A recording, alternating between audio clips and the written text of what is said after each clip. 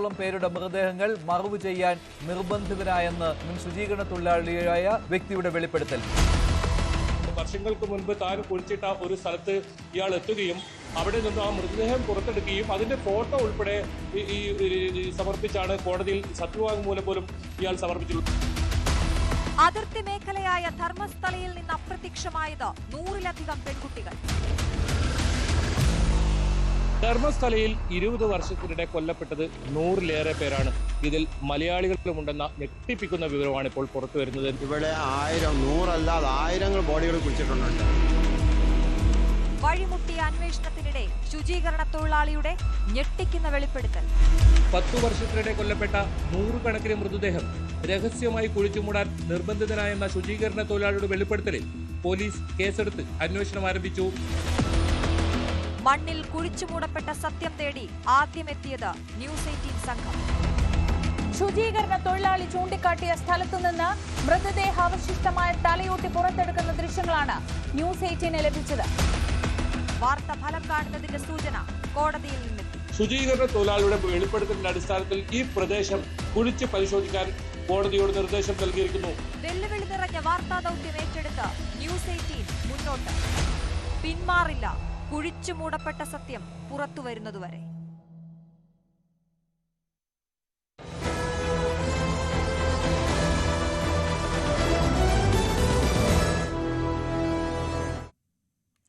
തിരികെ വാർത്തയിലേക്ക്. എറണാകുളം വടുതലയിൽ അയൽവാസി സ്കൂട്ടർ തടഞ്ഞു നിർത്തി തീ കൊളുത്തിയതിനെ തുടർന്ന് പൊള്ളലേറ്റ ദമ്പതികളുടെ നില ഗുരുതരം.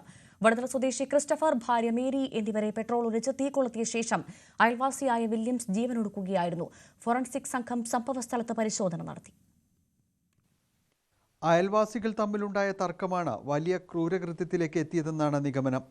സ്കൂട്ടറിൽ വീട്ടിലേക്ക് പോവുകയായിരുന്ന ദമ്പതികളെ വില്യംസ് തടഞ്ഞു നിർത്തി പെട്രോൾ ഒഴിച്ച് തീ കൊളുത്തുകയായിരുന്നു. 60% പൊള്ളലേറ്റ ക്രിസ്റ്റഫറിന്റെ നില ഗുരുതരമാണ്. വടുതല ലൂർദ് ആശുപത്രിക്ക് സമീപം ഗോൾഡ് സ്ട്രീറ്റിൽ ഇന്നലെ രാത്രിയായിരുന്നു ആക്രമണം. അതിവിടെ വെച്ചാണ് കണ്ടത്. ഞങ്ങളുടെ ഈ വാതിക്ക തന്നെയാണ്. അവർ മണ്ടും അറിഞ്ഞ് അങ്ങനെ രണ്ടുപേരും കൂടി ഞങ്ങളുടെ ഈ ഇവിടെ കയറിയെന്ന്. അപ്പോൾ ഇവൻ കത്തി തുടങ്ങണേണ്. അപ്പോൾ ഈ മേരി സെൽറ്റിറ്റേന്ന് പറഞ്ഞ് വിളിച്ചെന്ന് തോന്നണം. അങ്ങനെ ഞങ്ങൾ പുറത്ത് കിടക്കും. വന്നപ്പോൾ നിന്ന് കത്തണായിരുന്നു. നാട്ടുകാർ വിവരം അറിയിച്ചതോടെ പോലീസ് എത്തി. ഇതിനിടെ വില്യംസ് തൻ്റെ വീടിനകത്ത് കയറി. തുടർന്ന് വീട് പോലീസ് പരിശോധിച്ചപ്പോഴാണ് ഇയാളുടെ മൃതദേഹം കണ്ടത്. അവിവാഹിതനായ വില്യംസ് വീട്ടിൽ ഒറ്റയ്ക്കായിരുന്നു താമസം. സംഭവസ്ഥലത്ത് പോലീസിന്റെ ഫോറൻസിക് സംഘം ഇന്ന് പരിശോധന നടത്തി. ന്യൂസ് 18 കൊച്ചി. ധർമ്മസ്ഥല കൊലപാതക പരമ്പര കേസിൽ പോലീസ് നടപടികൾ വീണ്ടും വൈകുന്നു. കേസിലെ സാക്ഷിക്ക് സുരക്ഷ നൽകണമെന്ന ആവശ്യം ഇതുവരെ നടപ്പാക്കിയിട്ടില്ല. അതേസമയം അന്വേഷണ സംഘത്തിൽ നിന്ന് റിപ്പോർട്ട് ലഭിച്ചാലുടൻ പുതിയ സംഘത്തെ രൂപീകരിക്കുമെന്ന് മുഖ്യമന്ത്രി സിദ്ധരാമയ്യ അറിയിച്ചു. കെ.വി. ബൈജു ഈ വാർത്ത പുറത്തു കൊണ്ടുവന്ന കെ.പി. ബൈജു നമുക്കൊപ്പം ചേരുന്നുണ്ട്. ബൈജു, ഏറ്റവും പ്രധാനമായി മണ്ണിൽ പുതഞ്ഞ സത്യങ്ങൾ നമുക്ക് വെളിച്ചത്ത് കൊണ്ടുവന്നേ മതിയാവുകയുള്ളൂ. കാരണം അവിടെ മരണപ്പെട്ട 100 കണക്കിന് ആളുകളുടെ മരണത്തിന് ആരാണ് ഉത്തരവാദി? ധർമ്മസ്ഥലയിൽ ഒളിച്ചിരിക്കുന്ന ആ കൊലപാതകി, ആ വില്ലനാര്? അയാളെ സംരക്ഷിക്കുന്നതാര്? എന്ന് തുടങ്ങിയ നിരവധി ചോദ്യങ്ങൾക്ക് ഉത്തരം ലഭിച്ചേ മതിയാകൂ. അന്വേഷണം എവിടെയെത്തി? ഏറ്റവും പ്രധാനമായി ഇന്നലെ ലഭിക്കുന്ന വിവരം അനുസരിച്ച് അന്വേഷണ ഉദ്യോഗസ്ഥരിൽ പോലും വിശ്വാസ്യതയില്ല എന്നതിലേക്ക് പോലും കാര്യങ്ങൾ എത്തി നിൽക്കുന്നു, അല്ലേ ബൈജു? തീർച്ചയായും ഭവ്യ, ഈ കേസിൽ പോലീസിന്റെ ഭാഗത്തു നിന്നുള്ള അലംഭാവം ഇപ്പോഴും തുടരുന്നു എന്ന് പറയേണ്ടി വരും. ഈ കേസിൽ ഇതുവരെയായും പോലീസ് ഈ എഫ്ഐആർ രജിസ്റ്റർ ചെയ്തതിനു ശേഷം തുടർ നടപടികൾ ഒന്നും തന്നെ സ്വീകരിച്ചിട്ടില്ല. ഇതിൽ ഏറ്റവും പ്രധാനം ഈ സാക്ഷി ഏക സാക്ഷിയാണ്. ഈ സാക്ഷിക്ക് സുരക്ഷ നൽകാൻ പോലും പോലീസ് തയ്യാറായിട്ടില്ല എന്ന് മാത്രമല്ല, ഈ പ്രദേശം ഈ അതീവ ഗൗരവ സ്വഭാവമുള്ള ഒരു മൊഴി നൽകിയിട്ടും ആ പ്രദേശം പരിശോധിക്കാൻ പോലീസ് ഇതുവരെ തയ്യാറായിട്ടില്ല. ഏതെങ്കിലും തരത്തിൽ ആ സ്ഥലത്ത് ആളുകൾ കയറുന്ന രീതിയിലാണ് ഇപ്പോൾ ഉള്ളത്. പോലീസ് സുരക്ഷ പോലും അവിടെ ഒരുക്കിയിട്ടില്ല. അങ്ങനെ പോലീസിന്റെ അലംഭാവം തുടരുന്നു. ഇതിനിടയിലാണ് കർണാടക മുഖ്യമന്ത്രി സിദ്ധരാമയ്യ ഇപ്പോൾ പറഞ്ഞിരിക്കുന്നത് ഇതിൽ ഒരു പ്രത്യേക അന്വേഷണ സംഘത്തെ രൂപീകരിക്കാമെന്ന്. അത് പോലീസിന്റെ വിശദമായ റിപ്പോർട്ട് കിട്ടിയതിനു ശേഷം അത്തരം നടപടികൾ സ്വീകരിക്കുമെന്നാണ് അദ്ദേഹം പറഞ്ഞത്. ഇതിൽ ആക്ഷൻ കമ്മിറ്റി പ്രധാനമായും പറയുന്നത് ഇതിലൊരു പ്രത്യേക സംഘം രൂപീകരിക്കുമ്പോൾ അതിൽ വിദഗ്ധരടങ്ങിയ സംഘം ഉണ്ടാവണം. അതായത് ഫോറൻസിക് വിദഗ്ധർ, ഡിജിറ്റൽ വിദഗ്ധർ, അത്തരത്തിൽ ഒരു വിദഗ്ധ സംഘത്തെ രൂപീകരിച്ചായിരിക്കണം അന്വേഷണം എന്നാണ് പ്രധാനമായും ആക്ഷൻ കമ്മിറ്റി പറയുന്നത്. അതല്ലെങ്കിൽ ഈ തെളിവുകളെല്ലാം ഇല്ലാതാക്കും. ഇതിൽ ഉൾപ്പെട്ടിട്ടുള്ളവർ, അത് വളരെ പ്രമുഖരായ പണവും സ്വാധീനമുള്ളവരാണ്. അതുകൊണ്ട് തന്നെ ഏത് തരത്തിലും ഈ തെളിവുകൾ നശിപ്പിക്കാൻ സാധ്യതയുണ്ടെന്ന് ഉള്ളതുകൊണ്ട് തന്നെ ഇതിൽ കൃത്യമായ ഒരു അന്വേഷണം ഉണ്ടാവണമെന്നാണ് പറയുന്നത്. ഏതായാലും ഈ കണ്ണൂർ ഈ മംഗളൂരുവിലെ SP അദ്ദേഹത്തിന്റെ ഒരു വിശ്വാസം തുടക്കം മുതലേ ആക്ഷൻ കമ്മിറ്റിക്കുണ്ട്. പക്ഷെ അപ്പോഴും അദ്ദേഹം ഏതെങ്കിലും തരത്തിലൊരു നടപടി എടുത്തതായി കാണുന്നില്ല. ഇതിൽ നേരത്തെ സൂചിപ്പിച്ചതുപോലെ തന്നെ ഈ അനന്യ ഭട്ടിന്റെ കേസിലും police Dharmasthala police case register ചെയ്തിട്ടുണ്ടെങ്കിലും അതിലും ഒരു നടപടിയും ഇപ്പോൾ പോലീസ് എടുത്തിട്ടില്ല. ഈ അമ്മ 23 വർഷത്തിന് ശേഷമാണ് ഈ പരാതി സ്വീകരിക്കുക തന്നെ ചെയ്യുന്നത്. പക്ഷെ അതിലൊരു നിയമ നടപടിയും പോലീസിന്റെ ഭാഗത്തുണ്ടായില്ല. ഏതായാലും ആക്ഷൻ കമ്മിറ്റി ഇപ്പോൾ ഏറ്റവും ഒടുവിലായി ഏറ്റവും പുതുതായി ഇപ്പോൾ നമുക്ക് നൽകാൻ കഴിയുന്ന വിവരം 1000-ഓളം ആളുകളെ ഇത്തരത്തിൽ അണിനിരത്തിക്കൊണ്ട് ആ പ്രദേശത്ത് കടന്നു കയറി മുഴുവൻ തെരച്ചിൽ നടത്താനുള്ള ഒരു പദ്ധതിയാണ് ആക്ഷൻ കമ്മിറ്റി തയ്യാറാക്കുന്നത്. തിങ്കളാഴ്ചയോ ചൊവ്വാഴ്ചയോ അത്തരത്തിലുള്ള ഒരു നടപടിയിലേക്ക് ആക്ഷൻ കമ്മിറ്റി നീങ്ങാൻ പോകുന്നു. അതായത് ഈ മുഴുവൻ ആളുകളും പങ്കെടുത്തുകൊണ്ട് ഇവിടെ ഈ സ്ഥലത്ത് സ്വന്തം നിലയിൽ തെരച്ചിൽ നടത്തുന്ന രീതിയിലേക്ക് കാര്യങ്ങൾ പോവുകയാണ്. അങ്ങനെയെങ്കിൽ ഒരു സംഘർഷാവസ്ഥക്ക് അവിടെ സാഹചര്യം ഉണ്ടാവും. ഏതായാലും പോലീസ് നാളത്തേക്ക് ഈ പരിശോധന നടത്തിയില്ലെങ്കിൽ അങ്ങനെ ഒരു പരിപാടിയിലേക്കാണ് ഇപ്പോൾ ആക്ഷൻ കമ്മിറ്റി പോകുന്നത്. എന്തായാലും ഇതിന്റെ സത്യം പുറത്തു വരേണ്ടതുണ്ട്. ഭവ്യ സൂചിപ്പിച്ചതുപോലെ തന്നെ ഈ മണ്ണിനടിയിൽ മൂടപ്പെട്ട ഒരുപാട് രഹസ്യങ്ങളുണ്ട്. അതെല്ലാം ചുരുളഴിയണം, അതെല്ലാം പുറത്തു വരണം.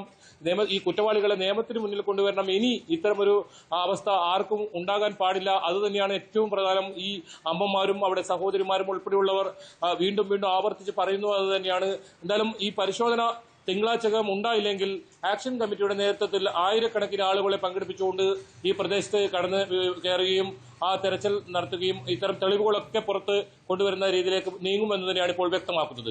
ബൈജു, ഈ കേസ് അന്വേഷിക്കുന്നതിന് പ്രത്യേക അന്വേഷണ സംഘം SIT രൂപീകരിക്കുമെന്ന് കഴിഞ്ഞ ദിവസമാണ് മുഖ്യമന്ത്രി സിദ്ധരാമയ്യ പറഞ്ഞത്. പക്ഷെ അപ്പോൾ അതിനുപോലും ഏറ്റവും പ്രധാനമായി പോലീസ് റിപ്പോർട്ട് ലഭിച്ച ശേഷം മാത്രമേ അത്തരത്തിലൊരു SIT രൂപീകരിക്കുന്നതിലേക്ക് കടക്കൂ എന്ന് പറയുന്നു. അപ്പോഴും അവിടെയും പ്രതിസന്ധിയായിരിക്കുന്നത് ഈ പോലീസ് റിപ്പോർട്ടാണ്. അന്വേഷണം ഇപ്പോഴും എവിടെ എത്തിയിട്ടില്ല, അല്ലേ?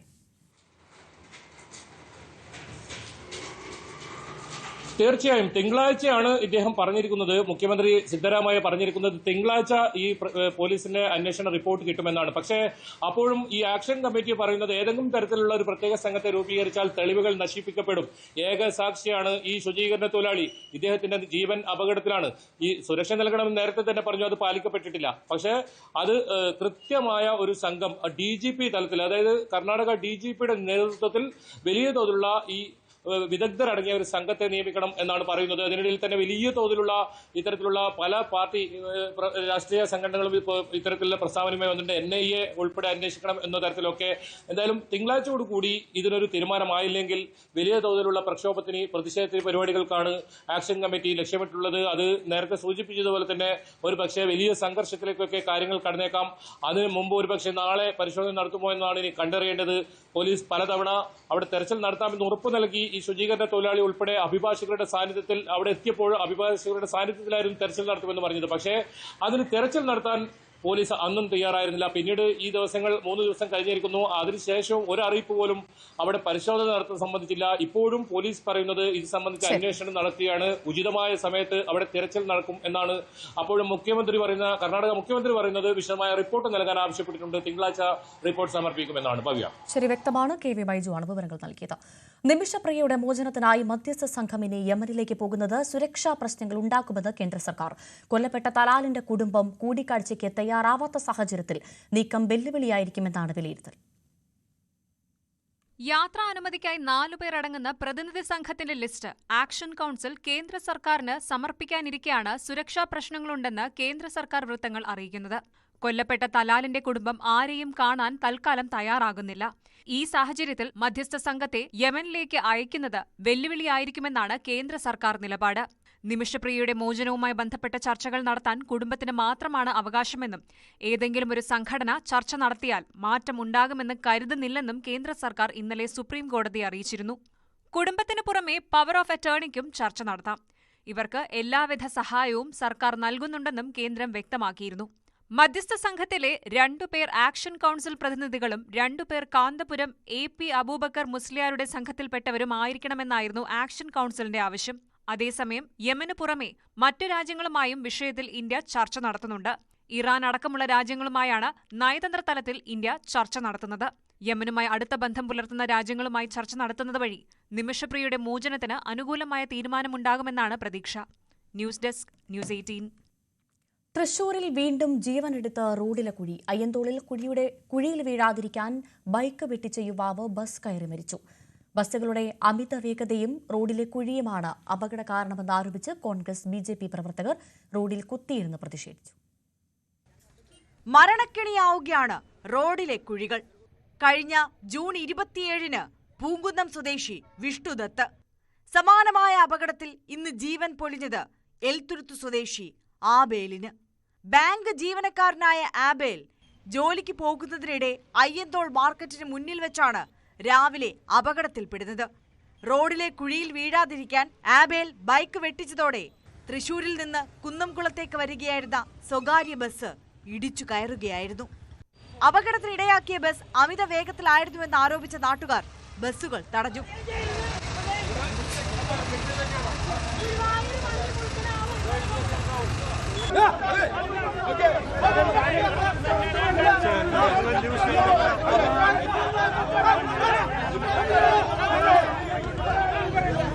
റോഡിലെ കുഴിയാണ് അപകട കാരണമെന്നാരോപിച്ച് കോൺഗ്രസ് BJP പ്രവർത്തകർ റോഡ് ഉപരോധിച്ചു.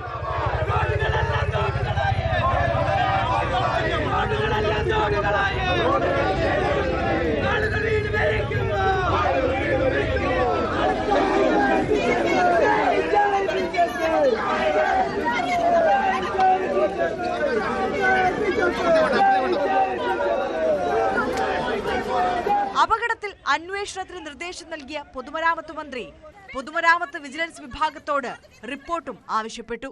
ന്യൂസ് 18 തൃശൂർ. മലപ്പുറം വളാഞ്ചേരിയിൽ ദേശീയപാത 66 ആറുവരിപ്പാതയുടെ ഭാഗമായുള്ള സർവീസ് റോഡ് വട്ടപ്പാറയിൽ നിന്നും കാവുംപുറത്തേക്ക് തുറന്നു നൽകാൻ തീരുമാനം. സ്വന്തം വീട്ടിലേക്കും തൊഴിലിടത്തിലേക്കും മീറ്ററുകൾ മാത്രം ദൂരം യാത്ര ചെയ്യേണ്ട സ്ഥാനത്ത് കിലോമീറ്റർ ചുറ്റിവരേണ്ട സ്ഥിതി പ്രദേശത്തുകാർക്ക് വലിയ പ്രയാസം സൃഷ്ടിച്ചിരുന്നു. ഈ ബുദ്ധിമുട്ടിനാണ് ഇതോടെ പരിഹാരമാകുന്നത്. ന്യൂസ് 18 നൽകിയ നിരന്തര വാർത്തയും പ്രത്യേക പരിപാടികളും ജനങ്ങൾക്കൊപ്പം നിൽക്കുന്നതുമായിരുന്നു ന്യൂസ് 18 ഇംപാക്ട്. സർവീസ് റോഡിനു വേണ്ടിയുള്ള പോരാട്ടം വിജയം കാണുമ്പോൾ അത് ഈ നാടിനും നാട്ടുകാർക്കും നൽകുന്ന ആശ്വാസം ചെറുതല്ല. ദേശീയപാതയുടെ ഭാഗമായുള്ള ജനകീയ സമരത്തിന്റെയും വിവിധ രാഷ്ട്രീയ പാർട്ടികളുടെ സമരങ്ങളുടെയും വിജയമാണ് ഈ തീരുമാനം. പുതിയ ദേശീയപാതയിൽ വട്ടപ്പാറ പാലം തുടങ്ങുന്ന സ്ഥലത്തു നിന്നും കാവുംപുറം വളാഞ്ചേരി ഭാഗത്തേക്കുള്ള എക്സിറ്റ് സർവീസ് റോഡ് നിർമ്മാണം പൂർത്തീകരിക്കും. ഇതുവഴി വളാഞ്ചേരിയിലേക്ക് എത്താൻ കഴിയും. നിർദ്ദിഷ്ട അലൈൻമെന്റിൽ വട്ടപ്പാറ മുകൾ ഭാഗത്തുണ്ടായിരുന്ന ഈ എക്സിറ്റ് റോഡ് നിർമ്മാണം ജനപ്രതിനിധികളോടും പ്രദേശവാസികളോടും പ്രാദേശിക ഭരണ സംവിധാനങ്ങളോടും ആലോചിക്കാതെയാണ് കമ്പനി ഉപേക്ഷിച്ചിരുന്നത്. നീക്കം പുനഃപരിശോധിക്കണമെന്നാവശ്യപ്പെട്ട് നഗരസഭയും വിവിധ രാഷ്ട്രീയ പാർട്ടികളും നൽകിയ പരാതിയുടെ അടിസ്ഥാനത്തിൽ national highway project director Praveen വട്ടപ്പാറയിൽ നിർമ്മാണ സ്ഥലം സന്ദർശിച്ചിരുന്നു. നിരന്തരമായ ഇടപെടലിനെ തുടർന്ന് അബ്ദുൽ സമദ് സമദാനി MP വിളിച്ചു ചേർത്ത യോഗത്തിൽ പ്രൊജക്ട് ഡയറക്ടർ പ്രവീൺ സർവീസ് റോഡിന് അനുമതിയായ വിവരം അറിയിക്കുകയായിരുന്നു. എസ്റ്റിമേറ്റ് ലഭിക്കുന്ന മുറയ്ക്ക് പ്രവൃത്തി തുടങ്ങുമെന്ന് അദ്ദേഹം MP അറിയിച്ചിട്ടുണ്ടെന്ന് വളാഞ്ചേരി നഗരസഭാ ചെയർമാൻ അഷ്റഫ് അമ്പലത്തിങ്കൽ വ്യക്തമാക്കി. നമ്മുടെ പ്രദേശമൊക്കെ വളരെ സന്ദർശിച്ചു, അദ്ദേഹത്തിനൊക്കെ ബോധ്യപ്പെട്ടു. അദ്ദേഹത്തിൻ്റെ കറക്റ്റുള്ളൊരു റിപ്പോർട്ട് പ്രകാരമാണ് ഇപ്പോൾ നമുക്ക് ഈ സർവീസ് റോഡ് ലഭിച്ചിട്ടുള്ളത്. അദ്ദേഹം അത് വളരെ നല്ല രീതിയിലെടുത്ത് അതിൻ്റെ അനുസരിച്ചുള്ള റിപ്പോർട്ട് അദ്ദേഹത്തിന് വേണമെന്നുണ്ടെങ്കിൽ ഒരുപാട് ഇത് വരാതിരിക്കാനുള്ള കാരണങ്ങൾ എഴുതിയിട്ടുള്ള റിപ്പോർട്ട് കൊടുക്കാമായിരുന്നു അരുൺകുമാർ. അദ്ദേഹം കൊടുത്തില്ല. മാത്രമല്ല അനുകൂലമായിട്ടുള്ള ഫേവറായിട്ടുള്ള റിപ്പോർട്ട് നാഷണൽ അതോറിറ്റി ചെയർമാൻ്റെ മുമ്പാകെ സമർപ്പിക്കുകയും സാങ്ഷൻ വാങ്ങിയതിന് ശേഷം ഇന്നലെ കോട്ടക്കൽ റെസ്റ്റ് ഹൗസിലുള്ള മീറ്റിങ്ങിൽ അദ്ദേഹം MP-യോട് നേരിട്ട് പറയുന്നതാണ് നമ്മൾ ഓരോരുത്തരും കേട്ടിട്ടുള്ളത്. സ്വന്തം വീട്ടിലേക്കും തൊഴിലിടത്തിലേക്കും മീറ്ററുകൾ മാത്രം യാത്ര ചെയ്യേണ്ട സ്ഥാനത്ത് കിലോമീറ്ററുകൾ ചുറ്റിവരേണ്ട അവസ്ഥയായിരുന്നു സർവീസ് റോഡ് ഉപേക്ഷിക്കാനുള്ള നീക്കത്തിലൂടെ ഉണ്ടായിരുന്നത്. എല്ലാവർക്കും ഒരുപോലെ പ്രയാസം സൃഷ്ടിക്കുന്ന പ്രശ്നത്തിനാണ് സർവീസ് റോഡ് നിർമ്മാണത്തോടെ പരിഹാരമാകുന്നത്. വളാഞ്ചേരിയിൽ നിന്നും ജിഷാദ് വളാഞ്ചേരിക്കൊപ്പം CV അനുമോദ്, ന്യൂസ് 18. വട്ടപ്പാറയിൽ സർവീസ് റോഡ് നിർമ്മിക്കാനുള്ള തീരുമാനത്തെ സ്വാഗതം ചെയ്യുകയാണ് വളാഞ്ചേരി നഗരസഭയും പൊതുജനങ്ങളും.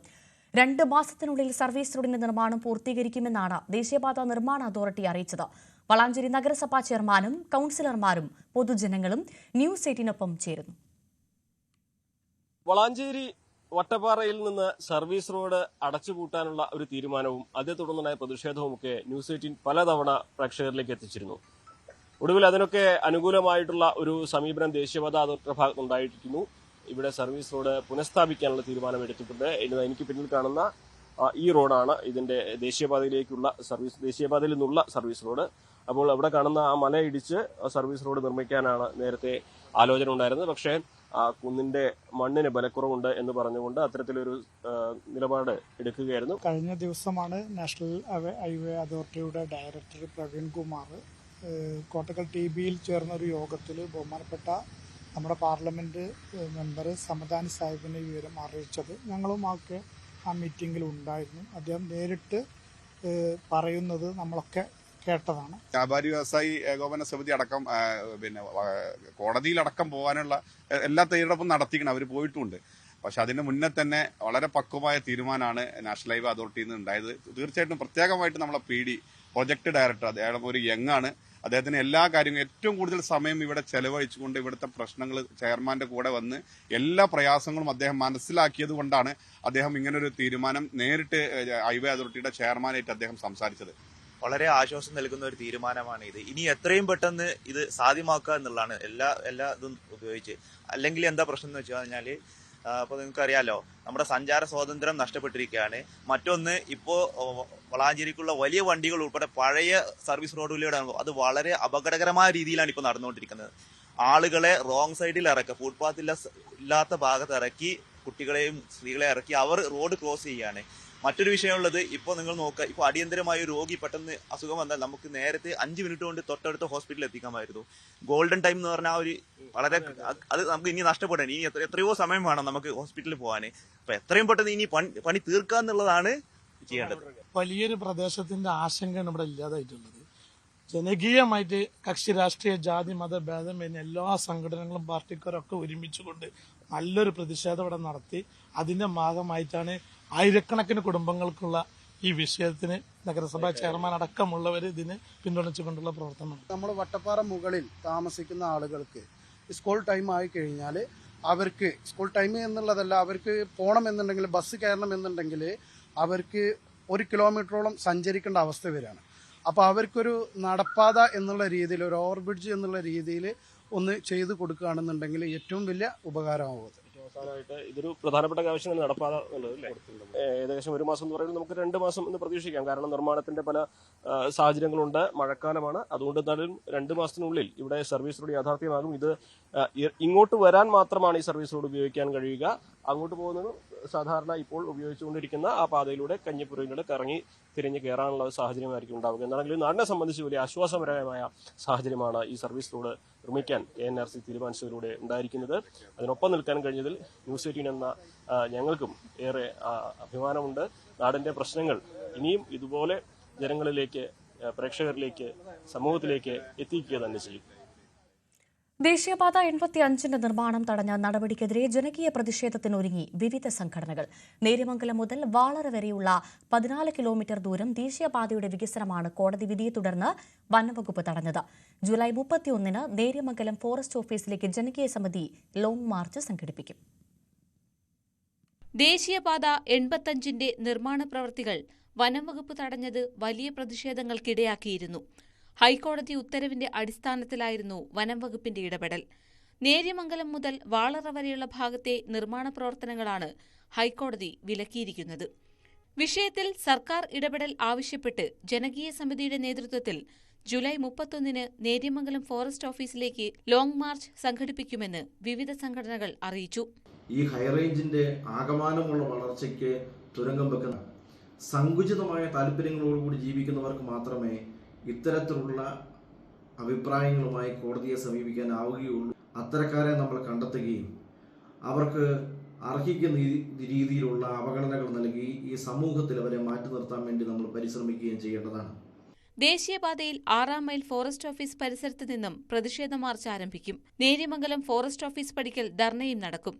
ഇടുക്കി രൂപത, യാക്കോബായ സഭ, അതിജീവന പോരാട്ടവേദി, ദേശീയപാത സംരക്ഷണ സമിതി ഉൾപ്പെടെ വിവിധ സംഘടനകൾ സമരത്തിന് പിന്തുണ അറിയിച്ചിട്ടുണ്ട്. ന്യൂസ് 18 ഇടുക്കി. ഗുജറാത്തിലെ ബന്നി പുൽമേടുകളിലെ ജൈവ വൈവിധ്യത്തെ പ്രോത്സാഹിപ്പിക്കാൻ അനന്ത് അംബാനിയുടെ വൻതാര. ഗുജറാത്ത് വനംവകുപ്പിനൊപ്പം കൈകോർത്ത് 70 ഹെക്ടർ സംരക്ഷിത പ്രദേശത്ത് 20 പുള്ളിമാനുകളെ വിന്യസിച്ചു. ജാംനഗറിലെ green zoological rescue and rehabilitation സെന്ററിൽ നിന്നാണ് പുള്ളിമാനുകളെ എത്തിച്ചത്.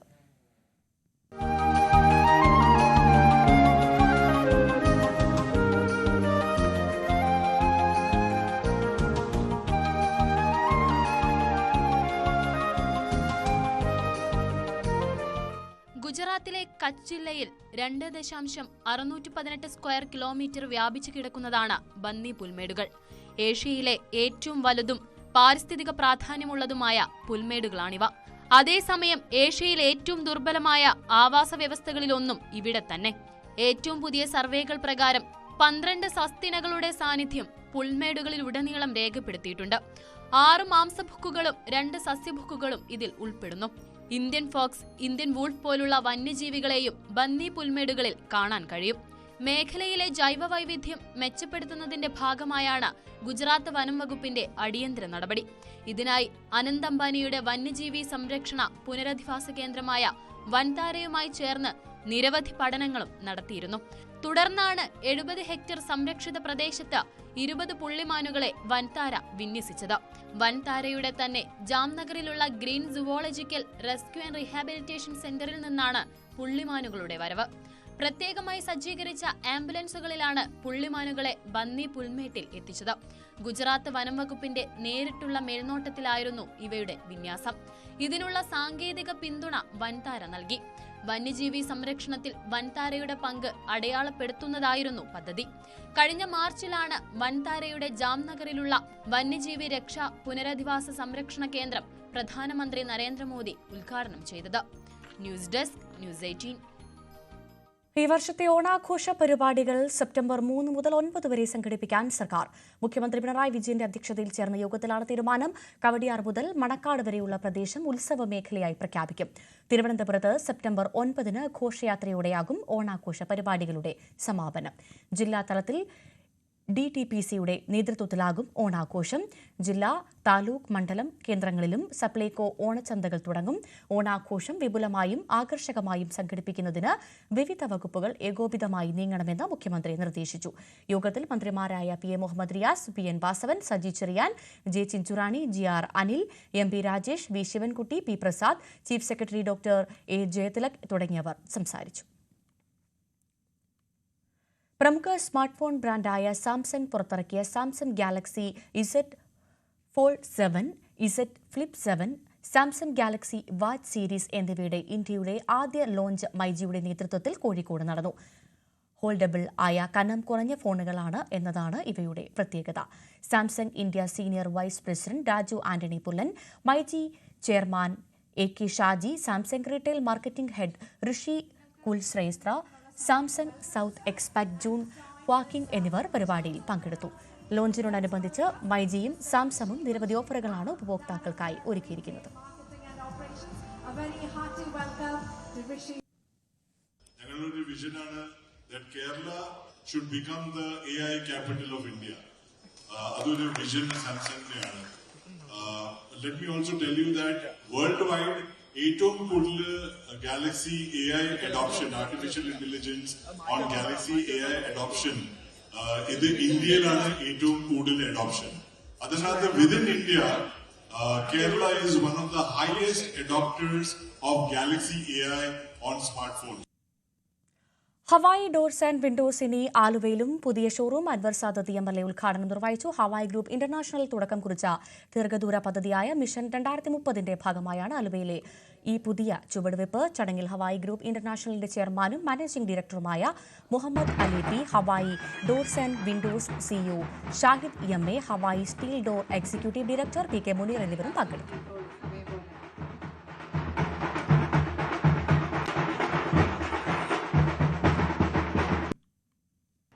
നമ്മൾ വിൽക്കുന്ന പ്രോഡക്റ്റുകൾ ഒട്ടുമിക്ക ഒരു 70% അല്ലെങ്കിൽ അതിന് മുകളിലോ ഒക്കെ തന്നെ തദ്ദേശീയമായി ഉൽപ്പാദിപ്പിക്കുന്ന പ്രോഡക്റ്റുകൾ തന്നെ നമുക്ക് വിൽക്കാൻ സാധിക്കും.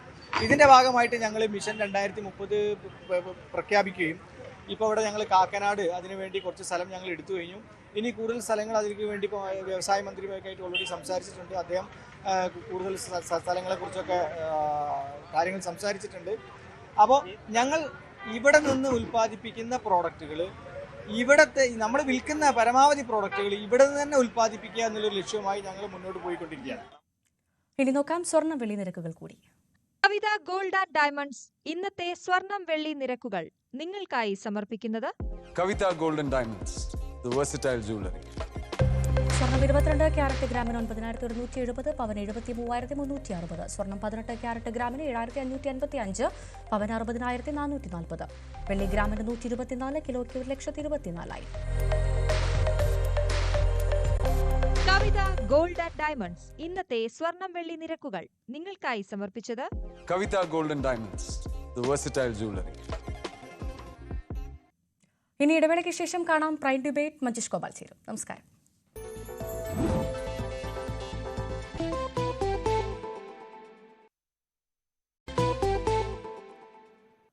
ഇതുപോലൊരു വൈകുന്നേരത്ത് സ്കൂളിൽ നിന്ന് വീട്ടിലെത്തേണ്ടതായിരുന്നു അവൻ. കൂട്ടുകാരുമൊത്ത് കളിക്കേണ്ട സമയവുമായിരുന്നിത്. പക്ഷേ ചേതനയറ്റ കുഞ്ഞുമുഖം നോക്കി ദുഃഖത്തിന്റെ കാർമൂടലിൽ നിൽക്കുകയാണ് ഈ സന്ധ്യ. കൂടെ കളിക്കാനിനി കൂട്ടുകാർക്കൊപ്പം മിഥുനില്ല. താലോലിച്ചു കൊതിതീരാത്ത പൊന്നോമനയെ ഇങ്ങനെ ജീവനില്ലാതെ കാണേണ്ടി വന്ന ആ അമ്മയുടെ മനമുലഞ്ഞ് നെഞ്ചുപൊട്ടിക്കരയുന്ന മുഖം മായില്ലൊരു മനസ്സിൽ നിന്നും. ആർത്തുപെയ്യുന്ന കർക്കിടകത്തിനും കഴുകിത്തുടയ്ക്കാനാവുന്നില്ല കുരുന്നുമകന്റെ വിയോഗ ദുഃഖത്തെ. മിഥുന ഹൃദയത്തിൽ നിന്ന് ആദരാഞ്ജലി. വിശദമായി നോക്കാം. ആദ്യം പ്രധാന വാർത്തകൾ.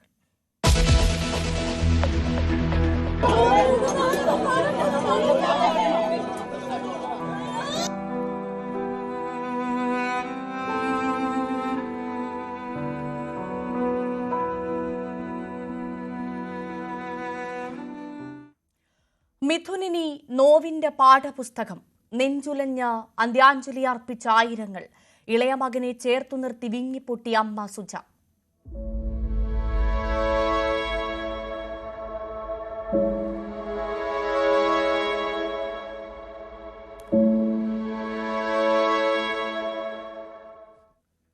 സ്കൂളിലെ പൊതുദർശനത്തിൽ കണ്ണീരടങ്ങാനാവാതെ സഹപാഠികളും അധ്യാപകരും.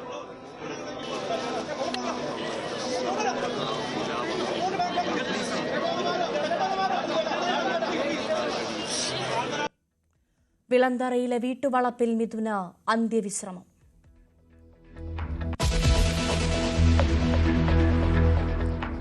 വീണ്ടും വിദ്വേഷ പരാമർശവുമായി വെള്ളാപ്പള്ളി നടേശൻ. മുസ്ലിം ലീഗ് പ്രൊഡക്ഷൻ കൂട്ടി മലപ്പുറത്ത് സ്വീറ്റ് വർദ്ധിപ്പിക്കുന്നു. മലപ്പുറത്ത് 4 സീറ്റ് അങ്ങ് കയറി. അപ്പൊ വാശിയായിട്ട് അവർ പ്രൊഡക്ഷൻ കയറ്റി ജനസംഖ്യ കൂട്ടി. എങ്ങനെ നടക്കുന്ന കാര്യം കൊണ്ട് പൊന്നു പെങ്ങന്മാരെ പ്രൊഡക്ഷൻ മറക്കല്ലേ, പണി പോക്ക. കേരളത്തിൽ ജനാധിപത്യമല്ല മതാധിപത്യം. കാന്തപുരം പറയുന്നത് പോലെയാണ് ഭരണമെന്ന വിമർശനം.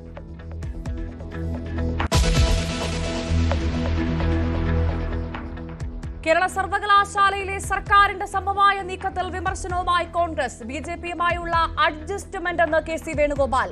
വേടന്റെ പാട്ട് പാഠ്യപദ്ധതിയിൽ ഉൾപ്പെടുത്തുന്നതിനെതിരെ കാലിക്കറ്റ് VC. അക്കാദമിക് കൌൺസിൽ അന്തിമ തീരുമാനമെടുക്കുമെന്ന് ഡോക്ടർ പി രവീന്ദ്രൻ.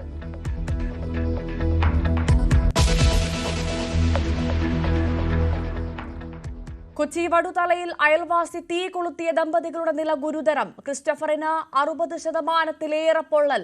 പരിശോധന നടത്തി ഫോറൻസിക് സംഘം.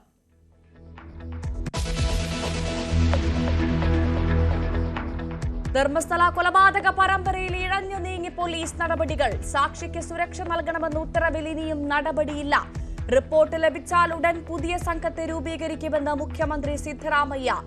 ന്യൂസ് 18 അന്വേഷണം തുടരുന്നു.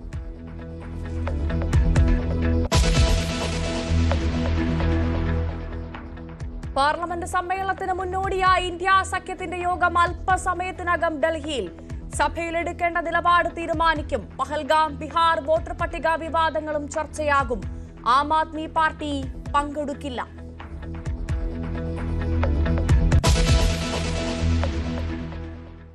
നാടിന്റെ മകന് വിട ചൊല്ലി.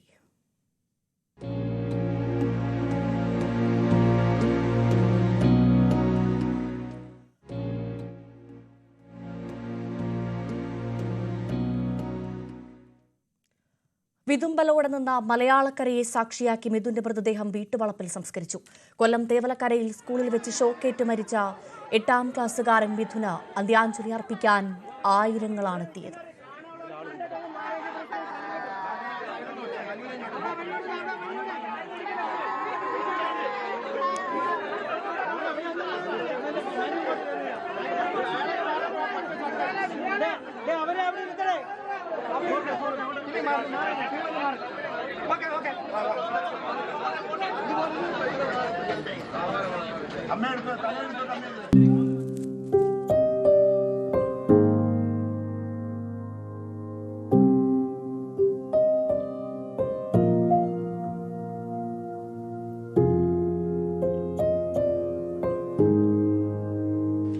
കുടുംബം കരുപിടിപ്പിക്കാനായി നൊന്തുപെറ്റ മക്കളെ ഉപേക്ഷിച്ചാണ് സുജ കുവൈറ്റിലേക്ക് പോയത്. ലക്ഷ്യം മക്കളുടെ നല്ല ഭാവി മാത്രമായിരുന്നു. എന്നാൽ ചേതനയേറ്റ ശരീരമായി സ്വന്തം മകൻ മടങ്ങി വന്ന് തിരിച്ചറിഞ്ഞ അമ്മ സ്വന്തം ദുഃഖം പോലും ആരോടും പങ്കുവെക്കാനാകാതെയാണ് കുവൈറ്റിൽ നിന്ന് നാട്ടിലേക്ക് മടങ്ങിയെത്തിയത്. വാക്കുകൾ കൊണ്ട് വിവരിക്കാനാവാത്ത വിധം അതിവൈകാരികമായിരുന്നു ആ അമ്മയുടെയും മകന്റെയും കൂടിച്ചേരൽ.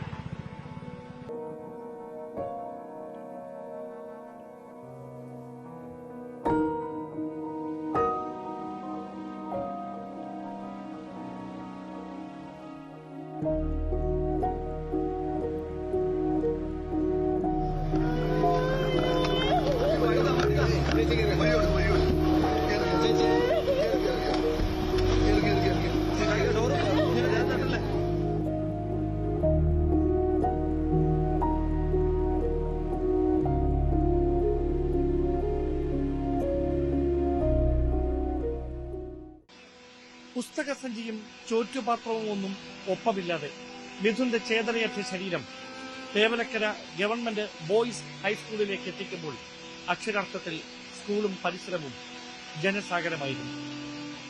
ചിലർ വിങ്ങിപ്പൊട്ടി, ചിലർ തേങ്ങിക്കരഞ്ഞു, അധ്യാപകർ തളർന്നു വീണു. ഏറെ പണിപ്പെട്ടാണ് പോലീസിന് പോലും സ്കൂളിലെ പൊതുദർശനത്തിന്റെ തിരക്ക് നിയന്ത്രിക്കാനായത്.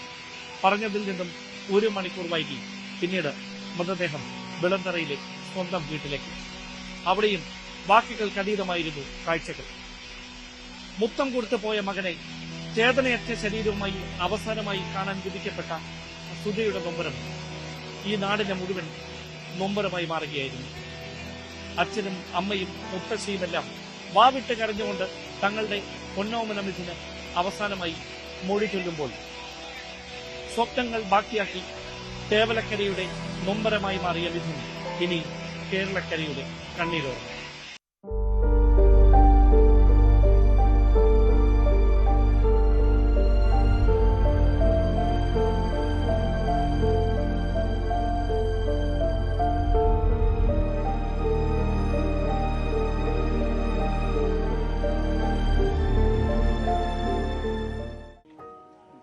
മിഥുനെ ഒരു നോക്ക് കാണാൻ ജനപ്രവാഹമായിരുന്നു ഇവിടെ. ഉറ്റവരും ഉടയവരും പ്രിയപ്പെട്ടവരുമെല്ലാം വിങ്ങിപ്പൊട്ടിയ മണിക്കൂറുകൾ. മതിലുകളില്ലാത്ത വിളന്തറയിലേക്ക് ജനങ്ങൾ ഒഴുകിയെത്തി.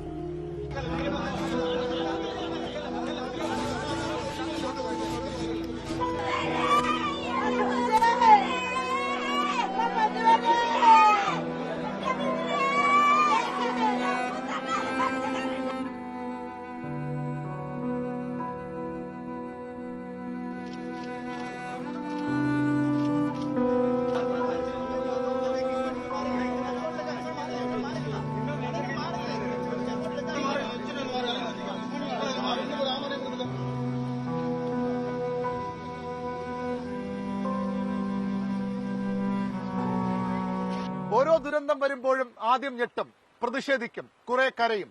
ഇനി ഇത് ആവർത്തിക്കില്ലെന്ന കപട വാഗ്ദാനങ്ങൾ ഉണ്ടാകും. അതല്ല വേണ്ടത്. തേവലക്കര പോലെ അപകടം പതിയിരിക്കുന്ന സ്കൂളുകൾ ഇനിയും ഉണ്ടാകാം. കൃത്യമായ പരിശോധനകൾ വേണം, നടപടികളും. അതാണ് നാട് ആഗ്രഹിക്കുന്നത്. തേവലക്കര നിന്നും ടീം ന്യൂസ് 18. മിഥുന് സംഭവിച്ച ദുരന്തം നേരിൽ കണ്ട സഹപാഠികൾക്ക് നടുക്കം മാറിയിട്ടില്ല. അന്ന് സംഭവിച്ചത് എന്താണെന്ന് അവർ ന്യൂസ് 18നോട് പങ്കുവച്ചു. ചെരുപ്പ് മേൽക്കൂരയിൽ കുടുങ്ങിയപ്പോൾ മൈതാനത്ത് നിന്ന് തകരശീറ്റിന് മുകളിൽ കയറാനാണ് മിഥുൻ ആദ്യം ശ്രമിച്ചത്. നിർബന്ധിച്ച് കാലിൽ പിടിച്ച് താഴെ ഇറക്കിയതുകൊണ്ടാണ് അതുവഴി കയറാതിരുന്നത്. ക്ലാസ് മുറിക്കുള്ളിലെ ഭിത്തിയുടെ ഇടനാഴിയിലൂടെ മിഥുൻ മുകളിലേക്ക് കയറുമ്പോൾ തങ്ങളെത്താൻ വൈകി. പിന്നെ കാണുന്നത് അനക്കമില്ലാതെ താഴേക്ക് വീണ മിഥുനെയാണെന്നും സഹപാഠികൾ പറയുന്നു. മിഥുൻ അവസാന നിമിഷങ്ങൾ ചെലവഴിച്ച അവന്റെ ക്ലാസ് റൂമിൽ മിഥുന്റെ ഒപ്പം പഠിച്ചിരുന്ന സഹപാഠികൾ 2 പേർ മിഥുന്റെ ഓർമ്മകൾ തളങ്ങിട്ട് നിൽക്കുന്ന ഈ ക്ലാസ്സിലേക്ക് വീണ്ടും എത്തിയിരിക്കുകയാണ്. അവർ എന്നോടൊപ്പം ചേരാണ്. എന്താ പേര്? നീരജ്. കൊച്ചിന്റെ പേരിന്? വിഷ്ണുരാജ്. അന്ന് നിങ്ങൾ എപ്പോഴാ, വ്യാഴാഴ്ച എപ്പോഴാ വന്നേ? 9 മണി കഴിഞ്ഞു. എല്ലാ ദിവസവും ആ സമയത്ത് വരാറുണ്ട്. ട്രെൻഡി ട്യൂട്ടോർ വിട്ട് കഴിഞ്ഞ് ഇങ്ങോട്ട് അങ്ങോട്ട് വരും. അത് എന്നാ സംഭവിച്ചത്? ഞങ്ങൾ ഇവൻ ഇങ്ങനെ നടന്നു വരുമായിരുന്നു. ഞാൻ സൈക്കിളിൽ ഇങ്ങനെ വന്നപ്പോ ഗ്രൗണ്ടിലോട്ട് വന്നപ്പം ആദിൽ എന്ന് പറയുന്ന ഒരു കൊച്ചിന്റെ ചെരുപ്പ് ഇങ്ങനെ തെറിച്ചു പോയി. കുപ്പി വെച്ച് ഇങ്ങനെ ഫുട്ബോൾ കളിച്ചോണ്ടിരുന്നു. അപ്പൊ ആ സമയത്ത് മിഥുൻ വരുന്നതേ ഉള്ളു. ഈ തെറിച്ചു പോകുന്ന മിഥുൻ കണ്ടുകൊണ്ട് ഈ മിഥുൻ വന്ന് ഞങ്ങൾ പറഞ്ഞാൽ കേറണ്ടാന്ന്. അപ്പൊ ഇവൻ ഇവിടെ വന്ന് ഞങ്ങൾ പാൻഡയിലൊക്കെ കയറി പിടിച്ച കേറണ്ടെന്നും പറഞ്ഞു.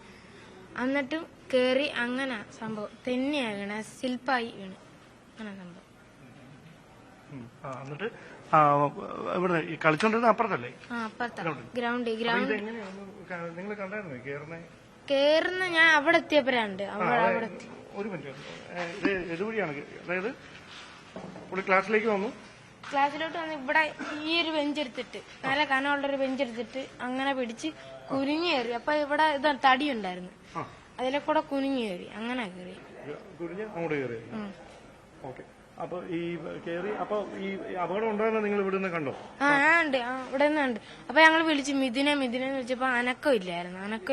ലൈൻ കമ്പി കിടന്ന് അനങ്ങുന്നുണ്ടായിരുന്നു. അങ്ങനെ ഞങ്ങൾ വെളിയിൽ ചെന്ന് നോക്കുമ്പോ കിടക്കുന്നുണ്ട്. അങ്ങനെ ഞങ്ങള് സാറിന്റെ അടുത്ത് റിപ്പോർട്ട് ചെയ്തു.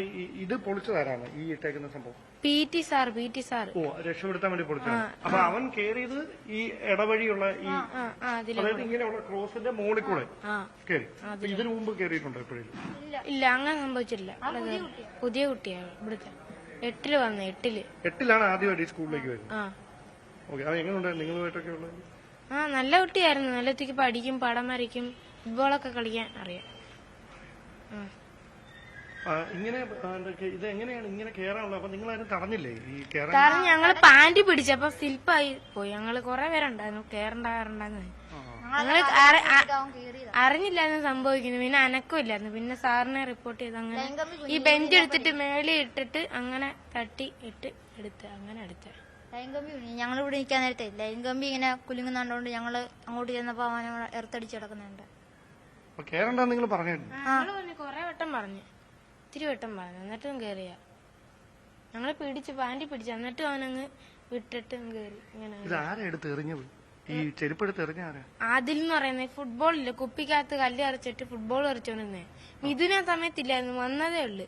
അപ്പൊ കാലേന്ന് തെറിച്ച് വീണ്. അവിടുന്ന് വെച്ച് തെറിച്ച് ഇവിടെ വീണ്. അങ്ങനെ അവന് ഓടി വന്നു. ഞങ്ങൾ ഏറ്റവും പുറവിലായിരുന്നു, അതുകൊണ്ട് പറ്റിയില്ല. അവനതുകൊണ്ട് ഓടി വന്ന് കേറി. അങ്ങനെ കേറി. ഞങ്ങള് പറഞ്ഞു തോനെ വിട്ട പോകണ്ട, കേറണ്ടെന്നൊക്കെ പറഞ്ഞു. ആ ഷീറ്റിന് ആ വഴി കേറാൻ നോക്കി. ആ ഫ്രണ്ട് അപ്പുറത്തെ വഴി വെളിയിൽ ആ ഷീറ്റ് പിടിച്ച് കയറാൻ നോക്കിയപ്പോ വലിച്ചു താഴെ ഇട്ട്. ഞങ്ങള് വലിച്ചു താഴെ ഇട്ട്. എന്നിട്ട് അവനാണെങ്കിൽ പറ്റാത്തോണ്ട് അവൻ ഇവിടുന്ന് ഓടി വന്ന് ക്ലാസ്സിൽ കയറി ബെഞ്ചിട്ട് അപ്പുറം ഷീറ്റിനുണ്ടതിലൂടെ കയറി. ആദ്യം നോക്കിയത് അവിടെ കിടന്ന ചെരുപ്പ് കിടന്നത്. അല്ല പറ്റിയില്ല. അല്ല, അവിടുന്ന് കയറുന്നായിരുന്നു എളുപ്പം. അതുകൊണ്ട് ചെരുപ്പ് എടുക്കായിരുന്നു. എന്നിട്ടാണ് ഇങ്ങോട്ട് അങ്ങോട്ട് വന്നു. പറ്റാത്തോണ്ട് ഇങ്ങോട്ട് വന്നു. ഞങ്ങൾ ഏറ്റവും പുറവിലായി പോയി, അതുകൊണ്ടാ പറ്റാനായി പിടിക്കാൻ. അല്ലെ അവിടുന്ന് ഇട്ട പോലെ തന്നെ ഇവിടുന്ന് വലിച്ചിടായിരുന്നു. അപ്പൊ ഈ പെട്ടെന്ന് നിങ്ങൾ ടീച്ചേഴ്സിനെ അറിയാം എന്താണ് പെട്ടെന്ന് ഈ ഇങ്ങനെ വീടിനെ കണ്ടു? മിഥുൻ മേളിൽ കയറി. അങ്ങനെ അനക്കമില്ലെന്ന് പറഞ്ഞു. അങ്ങനെ PT സാറും എല്ലാരോടും അവിടെ വന്ന് നോക്കി പൊളിച്ച്. അപ്പൊ ഇത് ദ്രവിച്ചിരുന്ന തടിയാ സത്യം പറഞ്ഞ. പെട്ടെന്ന് ഇളക്കി ഈ ബെഞ്ചെടുത്ത് അധ്യാപക സാറും PT സാറും ആണെന്ന് തോന്നുന്നു കയറി. അങ്ങനെ എടുത്ത് കമ്പിക്കകത്താണ് ഇങ്ങനെ ഇടുന്നത്. ആ കമ്പിക്കകത്ത് തൂങ്ങി ഈ ഭാഗം വന്ന ഇവിടെ വന്ന് കിടന്ന ലൈൻ കമ്പി. അങ്ങനെ ശരി, എന്നാ ഓക്കെ. ഇതിന് ബാക്കി എന്താണ് പറയേണ്ടതെന്ന് എനിക്കും അറിയില്ല. കാരണം ഇങ്ങനെ ഒരു കാഴ്ച തങ്ങളുടെ കൂട്ടുകാരൻ നേരിട്ടിങ്ങനെ ആ ലൈൻ കമ്പിയിൽ പിടഞ്ഞു മരിക്കുന്നത് കാണേണ്ടി വന്ന കൂട്ടുകാർ വളരെ വേദനയോടെ മിഥുന് സംഭവിച്ച ദുരന്തം നമ്മളോട് പങ്കുവെക്കുകയായിരുന്നു. അതിന് ബാക്കി എന്താകും? മിഥുന്റെ ഒരിക്കലും സംഭവിക്കാൻ പാടില്ലാത്ത ഒരു ദുരന്തം ഇവിടെ വെച്ചിങ്ങനെ സംഭവിച്ചു എന്ന് കുഞ്ഞുങ്ങൾ പറയുമ്പോൾ ഒരുപക്ഷെ വിധി അത്രയും സമയമോ മിഥുന് വെച്ചിട്ടുള്ളായിരുന്നു എന്ന് തോന്നിപ്പോകും. കാരണം മറുവശത്ത് വെച്ച് ഇങ്ങനെ സംഭവിക്കാതിരിക്കാൻ അവർ തടയുന്നു. പക്ഷേ അവിടെ നിന്ന് കേൾക്കാതെ കൂടി കയറി വന്ന മിഥുൻ ഇവിടെ നിന്ന് വീണ്ടും അങ്ങനെ തന്നെ മുകളിലേക്ക് ആരുടെയും വാക്കുകൾ കേൾക്കാതെ മുകളിലേക്ക് കയറുകയായിരുന്നു. അങ്ങനെ ജീവിതം അവിടെ അത് ദാരുണമായി അവസാനിക്കുന്ന സാഹചര്യമാണ് ഉണ്ടായതെന്നാണ് ദൃക്സാക്ഷികളായ സഹപാഠികൾ ന്യൂസ് 18നോട് പറഞ്ഞത്. ക്യാമറമാൻ അരുൺ പാലോട്ടിനൊപ്പം ഡാൻ കുര്യൻ, ന്യൂസ് 18. സങ്കടക്കടലിലേക്കാണ് മിഥുന്റെ അമ്മ സുജ വിദേശത്തു നിന്ന് മടങ്ങിയെത്തിയത്. കുടുംബത്തെ പോറ്റാനായി 4 മാസം മുൻപാണ് സുജ കുവൈറ്റിലേക്ക് പോയത്. ഇളയ മകനും ബന്ധുക്കളും സുജയെ വീട്ടിലേക്ക് കൊണ്ടുപോകാൻ നെടുമ്പാശ്ശേരിയിലെത്തിയിരുന്നു. കൂട്ടക്കരച്ചിലിന്റെ നടുവിലേക്കാണ് ആ അമ്മ എത്തിയത്. ഇളയ മകൻ സുജനെ കെട്ടിപ്പിടിച്ച് അവർ വാവിട്ട് കരഞ്ഞു. ഈ സമയമത്രയും കരച്ചിലൊതുക്കി കാത്തിരുന്ന പോലെയായിരുന്നു അത്.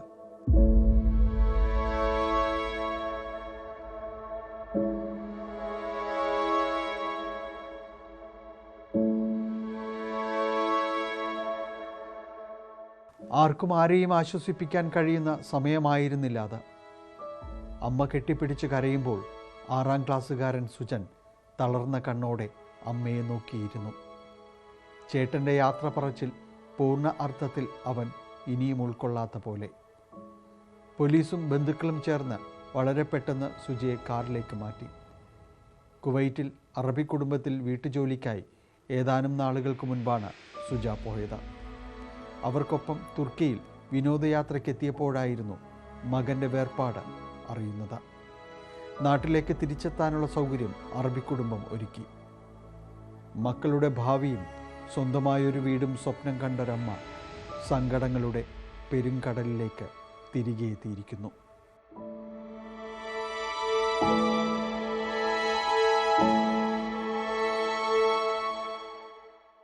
ന്യൂസ് 18 കൊച്ചി.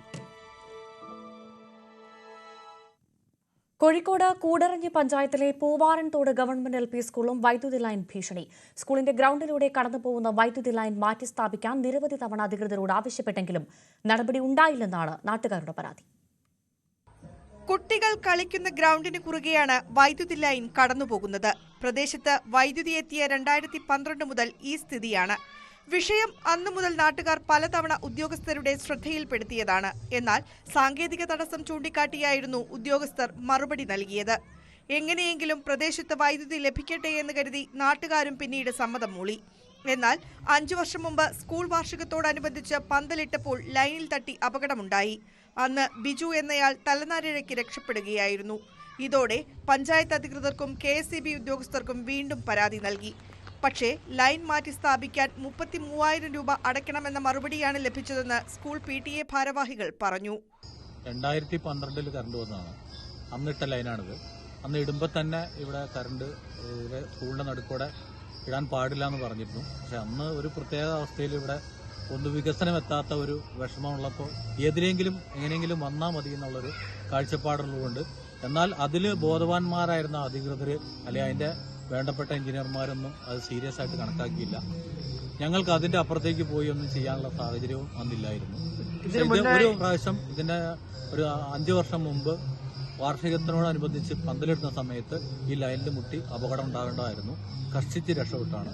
മാത്രമല്ല സ്കൂൾ കെട്ടിടത്തിന് 30 വർഷം പഴക്കമുണ്ട്. മേൽക്കൂര ചോർച്ചയും ചുറ്റുമതിൽ ഇടിഞ്ഞതും അപകട ഭീഷണി ഉയർത്തുന്നുണ്ട്. കെട്ടിടത്തിന്റെ അവസ്ഥ പഞ്ചായത്ത് അധികൃതരെ അറിയിച്ചിട്ടും യാതൊരു നടപടിയും ഉണ്ടായിട്ടില്ല. ബിൽഡിംഗ് പരാജയകരമായിട്ടാണ് നിൽക്കുന്നത്. വളരെ മോശമായ രീതിയിലാണ്. കാരണം സീലിംഗ് മൊത്തം പൊളിഞ്ഞ്, പിന്നെ ചോർച്ചയുണ്ട്, ജനലുകളൊക്കെ പോയി കിടക്കുകയാണ്. കാരണം ചെറിയ കുട്ടികളാണ് അതിനെത്തിയിരിക്കുന്നത്. അങ്ങനെ ഒരു ബുദ്ധിമുട്ടുള്ള ക്ലാസ് ആണത്. ഇതെവിടെയൊക്കെ പരാതി കൊടുത്തു? എങ്ങനെയൊക്കെയാ? ബിൽഡിങ്ങിന് ഏകദേശം ഒരു 30 കൊല്ലത്തെ പഴക്കമുണ്ട്. പരാതി ഞങ്ങൾ പഞ്ചായത്തിലെ VRCയിലെ ഇവിടെയൊക്കെ എല്ലാം കൊടുത്തിട്ടുണ്ട്. അവിടുന്ന് കാര്യങ്ങൾ പറഞ്ഞിട്ടുണ്ട്. മലയോര മേഖല ആയതുകൊണ്ടാണെന്നും PTA ഭാരവാഹികൾ പറഞ്ഞു. അതിന്റെ പുറകിൽ ഒരു ചുറ്റുമതിലുണ്ട്. അത് ഇടിഞ്ഞ് സ്കൂളിന്റെ ഭിത്തിയുടെ ലെവൽ വരെ എത്തി നിൽക്കുകയാണ്. ഓഫീസിന്റെ നേരെ ബാക്ക് സൈഡാണ്, ഇടിഞ്ഞ് നിൽക്കുകയാണ്. അത് നമ്മൾ പറഞ്ഞാണ് കെട്ടാൻ വേണ്ടിയിട്ട് എത്രയും പെട്ടെന്ന് ഇതിന്റെ വേണ്ടപ്പെട്ട അധികാരികളുടെ അടുത്തേക്ക് എത്തണം എന്നാണ് നമ്മൾ പറയുന്നത്. എത്രയും പെട്ടെന്ന് നമുക്ക് ചെയ്ത് കിട്ടണം. കാരണം പിന്നീട് ഒരു അപകടം സംഭവിച്ചിട്ട് ഇങ്ങനെ ഒന്നും നമ്മൾ പറയാൻ അവസ്ഥ ഉണ്ടാവരുത്. ഉടനടി പ്രശ്നത്തിന് പരിഹാരം വേണമെന്നാണ് നാട്ടുകാരുടെ ആവശ്യം. ന്യൂസ് 18 മുക്കം. ജനസംഖ്യാ വർധനവ് നടത്തിയാണ് മലപ്പുറത്തെ സീറ്റുകളുടെ എണ്ണം മുസ്ലിം ലീഗ് വർദ്ധിപ്പിച്ചതെന്ന വിവാദ പരാമർശവുമായി വെള്ളാപ്പള്ളി നടേശൻ. അധിക സീറ്റുകൾ വാങ്ങിക്കൊണ്ട് മുഖ്യമന്ത്രിയാക്കാനുള്ള ശ്രമമാണ് മുസ്ലിം ലീഗ് നടത്തുന്നത്. കേരളം ഏറെ താമസിയാതെ മുസ്ലിം സ്വാധീന മേഖലയാകുമെന്നും വെള്ളാപ്പള്ളി പറഞ്ഞു. സ്കൂൾ സമയം വിവാദത്തിൽ സർക്കാർ മുസ്ലിം സംഘടനകൾക്ക് വഴങ്ങുകയാണെന്ന വിമർശനവും വെള്ളാപ്പള്ളി ഉയർത്തി. കോട്ടയം യൂണിയന്റെ SNDP ശാഖാ നേതൃസംഗമത്തിലാണ് വെള്ളാപ്പള്ളിയുടെ വിവാദ പരാമർശങ്ങൾ. കേരള കോൺഗ്രസ് ഉൾപ്പെടെയുള്ള പാർട്ടികളെയും ക്രൈസ്തവ സഭകളെയും വിമർശിച്ചെങ്കിലും മുസ്ലിം സംഘടനകളെ ലക്ഷ്യം വെച്ചായിരുന്നു പ്രധാനപ്പെട്ട പരാമർശങ്ങൾ. മലപ്പുറത്ത് നിയമസഭാ സീറ്റുകളുടെ എണ്ണം കൂട്ടുന്നത് കൂടുതൽ ആളുകളെ പ്രസവിച്ചുകൊണ്ടാണ്. തിരുക്കൊച്ചി മേഖലയിലടക്കം സീറ്റുകൾ വാങ്ങി മുഖ്യമന്ത്രി പദത്തിനാണ് മുസ്ലിം ലീഗിന്റെ ഇപ്പോഴത്തെ ശ്രമം. മലബാർ പ്രദേശത്ത് മാത്രമല്ല, അവർ തിരുക്കൊച്ചി പ്രദേശത്ത് കൂടി 4 വേണം. അതുകൂടെ കിട്ടിക്കഴിയുമ്പോൾ ഇവിടുത്തെ അസംബ്ലി തെരഞ്ഞെടുപ്പിൽ മഹാഭൂരിപക്ഷം അവർ കിട്ടും. അവർ കേരളം ഭരിക്കും, മുഖ്യമന്ത്രിയാകും. സുംബ ഡാൻസ്, സ്കൂൾ സമയക്രമം എന്നിവയിൽ മുസ്ലിം സംഘടനകൾക്കെതിരെ കടുത്ത വിമർശനമാണ് വെള്ളാപ്പള്ളി ഉയർത്തിയത്. കോടതിയുടെ നിർദ്ദേശമുണ്ടായാൽ പോലും എന്ത് കാര്യത്തിനും മലപ്പുറത്ത് പോയി സമ്മതം ചോദിക്കേണ്ട അവസ്ഥയാണ്. ഇരിക്കാൻ പറഞ്ഞാൽ കിടക്കുന്ന സർക്കാരാണ് ഇവിടെയുള്ളത്. ഗവൺമെന്റ് എന്ത് നിയമം കൊണ്ടുവന്നാലും അതിപ്പോ മലപ്പുറത്ത് പോയി ചോദിച്ചിട്ട് ചെയ്തില്ല എങ്കിൽ അത് കുഴപ്പമായി. സൂമ്പായിക്ക് എന്താ കുഴപ്പം? നല്ലപോലെ ഡ്രസ്സിട്ട് എത്രയോ വർഷങ്ങൾക്ക് മുമ്പ് ഇവിടെയെല്ലാം രാജ്യത്ത് നടപ്പിലാക്കിയ ഒരു പരിഷ്കാരമാണ് ഈ ഗവൺമെന്റ് കൊണ്ടുവന്നത്. ഇപ്പോൾ നിൽക്കുന്ന ഗവൺമെന്റ് എന്താണ്? അവര് ഇരിക്കാൻ പറഞ്ഞ അപ്പം കടന്നുകൊടുക്കും. അതായ സ്ഥിതി. ക്രൈസ്തവ സഭകൾ അധികാരം പിടിക്കാൻ നീക്കം തുടങ്ങിയതായും വെള്ളാപ്പള്ളി ആരോപിച്ചു. ലത്തീൻ സഭയുടെ പ്രതികരണങ്ങൾ ചൂണ്ടിക്കാട്ടിയായിരുന്നു പരാമർശങ്ങൾ. ക്രിസ്ത്യൻ ലത്തീൻ സമുദായം കേരളത്തിൽ എത്രയുണ്ട്? ആ നാമമാത്രമായ ക്രിസ്ത്യൻ സമുദായം പോലും ഇവിടുത്തെ പഞ്ചായത്ത് തുടങ്ങിയപ്പോൾ പോലും വരാൻ പോകുന്ന അസംബ്ലി തെരഞ്ഞെടുപ്പുകൾ ഭാവനാരൂപമായി കണ്ടുകൊണ്ടുപോലും അധികാരത്തിലെത്തുവാൻ വേണ്ടി അവർ ഇപ്പോഴേ ചരടുപിടുത്തം തുടങ്ങിക്കഴിഞ്ഞു. നിയമസഭാ തെരഞ്ഞെടുപ്പ് കൂടി മുൻനിർത്തിയാണ് വെള്ളാപ്പള്ളിയുടെ വിമർശനങ്ങൾ എന്നാണ് സൂചന. ഏത് രാഷ്ട്രീയ പാർട്ടിയിൽ നിന്നായാലും അധികാരം പിടിക്കാൻ ഈഴവർ ഒരുമിച്ച് നിൽക്കണമെന്നും വെള്ളാപ്പള്ളി ആഹ്വാനം ചെയ്തു. ന്യൂസ് 18 കോട്ടയം. കേരള സർവകലാശാല തർക്കത്തിലെ സർക്കാരിന്റെ സമവായ നീക്കത്തെ വിമർശിച്ച പ്രതിപക്ഷം രംഗത്ത്. BJPയുമായുള്ള അഡ്ജസ്റ്റ്മെന്റ് പ്രകാരമാണ് സർക്കാരിന്റെ നീക്കമെന്നാണ് പ്രതിപക്ഷ വിമർശനം. SFI സമരം പൊടുന്നനെ അവസാനിപ്പിച്ചത് ഈ ധാരണ പ്രകാരമാണെന്നും കിസി പറഞ്ഞു. അത് അവസാനിപ്പിക്കാൻ തീരുമാനിച്ചത് നല്ല കാര്യം അവസാനിപ്പിക്കുന്നുണ്ടെങ്കിൽ, പക്ഷെ അവസാനിപ്പിക്കുമ്പോൾ 1-2 ചോദ്യങ്ങൾ കേരളത്തിന്റെ മുന്നിലുണ്ട്. അവസാനിപ്പിക്കാനുള്ള തീരുമാനം ഞങ്ങൾ മുമ്പ് പറഞ്ഞ പോലെ ഇതൊക്കെ ഒരു അഡ്ജസ്റ്റ്മെന്റ് പോരാട്ടമാണെന്ന് ഞങ്ങൾ പറഞ്ഞിട്ടുണ്ട്. ഗവർണർ പറയും, മുഖ്യമന്ത്രി എതിർക്കും, കത്ത് കൊടുക്കും, പ്രേമലേഖനം മുഖ്യമന്ത്രി ഗവർണർക്ക്. മറ്റുള്ള അടിസ്ഥാനപരമായ പ്രശ്നത്തിന് പരിഹാരം ഉണ്ടാക്കാനല്ല ഉദ്ദേശിച്ചത്. ഡൽഹിയിൽ പോയിട്ട് മുഖ്യമന്ത്രി ഡൽഹിയിൽ പോയി മീറ്റിംഗിൽ പങ്കെടുക്കാൻ പോയപ്പോഴാണ് പെട്ടെന്ന് അത് കുറഞ്ഞ് ഡൽഹിയിൽ മുഖ്യമന്ത്രി എത്തിക്കുറെ കഴിഞ്ഞ ശേഷമാണ് വിദ്യാഭ്യാസ മന്ത്രിക്ക് ഒരു ബോധോദയം വന്ന് വൈസ് ചാൻസലറെ വിളിക്കുന്നത്. ഇതിന്റെ കെമിസ്ട്രി എല്ലാവർക്കും മനസ്സിലാവും, ഇതിന്റെ പിന്നിലെ കെമിസ്ട്രി. പക്ഷെ ആ കെമിസ്ട്രി അങ്ങനെ ആയാലും പ്രശ്നം തീർന്നതിനെ നിങ്ങളെല്ലാം സ്വാഗതം ചെയ്യുന്നുണ്ട്. പിസിക്കെതിരായ സമരത്തിൽ നിന്ന് സർക്കാർ പെട്ടെന്ന് പിന്നോട്ട് പോയത് പ്രതിപക്ഷം ആയുധമാക്കുകയാണിപ്പോൾ. വിദേശത്തു നിന്നും തിരിച്ചെത്തിയ മുഖ്യമന്ത്രിയുടെ നിർദ്ദേശപ്രകാരമാണ് ഈ നീക്കമെന്നാണ് പ്രതിപക്ഷ ആരോപണം. ഒരിടവേളയ്ക്ക് ശേഷം SFI സമരരംഗത്ത് സജീവമായ ശേഷം പിന്നോട്ട് പോവേണ്ടി വന്നത് ഇടതു കേന്ദ്രങ്ങളിലും ആശയക്കുഴപ്പം ഉണ്ടാക്കിയിട്ടുണ്ട്. അതേസമയം VCയുമായുള്ള തർക്കത്തിൽ സമവായ ധാരണയുണ്ടായെങ്കിലും രജിസ്ട്രാറുടെ സസ്പെൻഷൻ പിൻവലിക്കുന്നതിൽ ആശയക്കുഴപ്പം തുടരുകയാണ്. സാരംഗ് സുധാകരൻ ചേരുന്നു വിവരങ്ങളുമായി. സാരംഗ്, ഇന്നലെ VC മോഹൻ കുന്നുമ്മൽ സർവകലാശാല ആസ്ഥാനത്തേക്ക് എത്തിയപ്പോൾ മുതൽ അന്നുവരെ ഉണ്ടായിരുന്ന ഇന്നലെ വരെ ഉണ്ടായിരുന്ന ഒരു വലിയ കലുഷിത അന്തരീക്ഷം മാറി ഒരു മഞ്ഞുരുക്കം നമ്മൾ മനസ്സിലാക്കിയതാണ്. ഇപ്പോഴിതാ ഒരു അഡ്ജസ്റ്റ്മെന്റ് ആണ്, സർക്കാരും BJPയും തമ്മിലുള്ള അഡ്ജസ്റ്റ്മെന്റ് ആണ് നടക്കുന്നതെന്ന് പറഞ്ഞ വലിയ പുതിയൊരു വിപ്ലവത്തിന് തുടക്കം കുറിച്ചിരിക്കുകയാണ് പ്രതിപക്ഷമെന്ന് മനസ്സിലാക്കുന്നു. അത്തരത്തിൽ ഒരു അഡ്ജസ്റ്റ്മെന്റ് ആണെങ്കിൽ, ഒരു സമവായത്തിലേക്കാണ് കാര്യങ്ങൾ പോകുന്നതെങ്കിൽ സ്വാഭാവികമായും സർക്കാർ ഈ ഒരു അഡ്ജസ്റ്റ്മെന്റ് ആരോപണത്തിന് മറുപടി പറയേണ്ടി വരും, അല്ലേ?